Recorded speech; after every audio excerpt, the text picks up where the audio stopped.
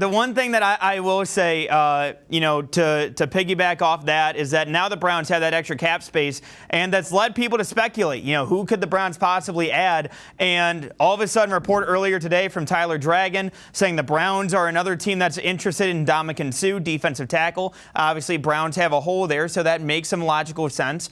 But then we go ahead, we have conflicting reports from Brad Stainbrook of the OBR, who said the Browns have not been in contact with Ndamukong Suh this week. There have been prior interest, although we don't know how much interest there actually was, or how strong that interest was.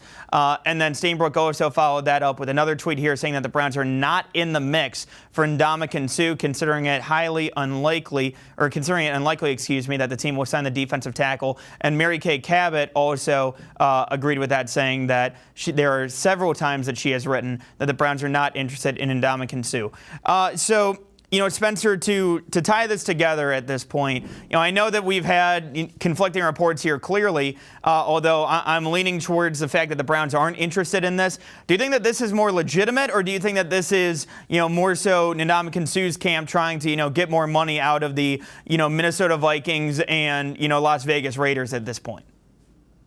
First of all, I love that Kay Cabot tweet where she ends it with just nothing's changed. Like she knows the answer and you don't. It was pretty funny.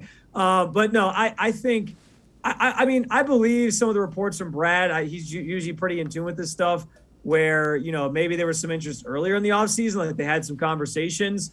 But when push comes to shove, you got Kay disputing something. You got Brad kind of downplaying it, saying like, yeah, it's unlikely it happens. There might have been some conversations earlier.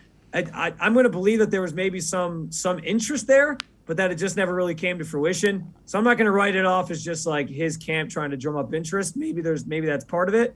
But I think there probably was maybe at least a conversation had about maybe we could bring this guy in. But yeah, I think at this point, based on what both Brad and Kay are saying, it seems like it would be a shock to anybody in the know if Ndamukong Suh ended up with Cleveland Browns.